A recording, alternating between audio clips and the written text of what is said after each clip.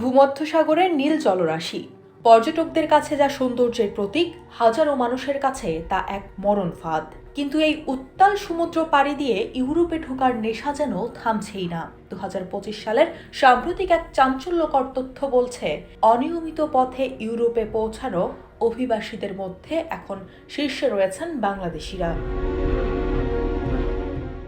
জাতিসংঘের শরণার্থী সংস্থা এবং ইউরোপীয় সীমান্ত ও উপকূলরক্ষী সংস্থা ফ্রন্টেক্সের সর্বশেষ রিপোর্টে উঠে এসেছে এক উদ্বেগজনক চিত্র। কেন হাজারো বাংলাদেশি জীবনের ঝুঁকি নিয়ে পাড়ি দিচ্ছেন এই অনিশ্চিত পথ? কেনই বা 2025 সালে এসে এই হার অতীতের সব রেকর্ড ছাড়িয়ে গেল? আমরা আজ খুঁজব সেই প্রশ্নের উত্তর। ফ্রন্টেক্সের তথ্য অনুযায়ী 2025 সালের প্রথম 11 মাসে ইউরোপীয় ইউনিয়নের সীমান্তে সবচেয়ে বেশি শনাক্ত হওয়া জাতীয়তা হল বাংলাদেশি। এই দৌড়ে বাংলাদেশ পেছনে ফেলেছে মিশর এবং আফগানিস্তানের মতো দেশকেও।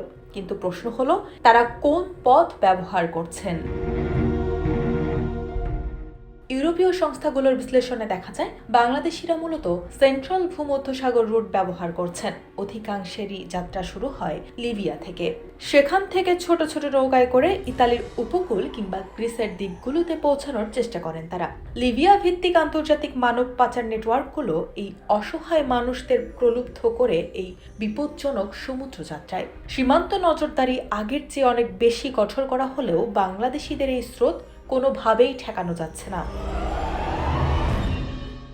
কিন্তু কেন এই ঝুঁকি? ফ্রন্টেক্স এবং বিশ্লেষকরা বলছেন, এর পেছনে কাজ করছে একাধিক জটিল কারণ। প্রথমত, অর্থনৈতিক চাপ। দেশে কর্মসংস্থানের সীমাবদ্ধতা এবং আয়ের সংকটের কারণে এক বিশাল যুবক গোষ্ঠী বিদেশে যাওয়ার স্বপ্ন দেখেন, আর এই দুর্বলতার সুযোগ নেয় দালাল বা মানব পাচার চক্র। তারা স্বপ্ন দেখায় ইউরোপের উন্নত জীবন আর বড় অঙ্কের আয়ের। অথচ বাস্তবতা হলো, এই যাত্রার প্রতিটি ধাপে রয়েছে মৃত্যুর হাতছানি। লিবিয়ার বন্দর শিবিরে নির্যাতন থেকে শুরু করে মাঝ সমুদ্রে নৌকাডুবি, সব জেনেও অনেকে ভাগ্য বদলাতে জুয়া ধরছেন নিজের জীবনের উপর। 2025 সালে এসে এই অর্থনৈতিক বাস্তবতা এবং বিদেশের মাটিতে ভালো থাকার প্রত্যাশা অনেককেই যেন মরণ যাত্রায় বাধ্য করছে। 2025 সালের পরিসংখ্যান আমাদের সামনে এক কঠোর সত্য তুলে ধরছে।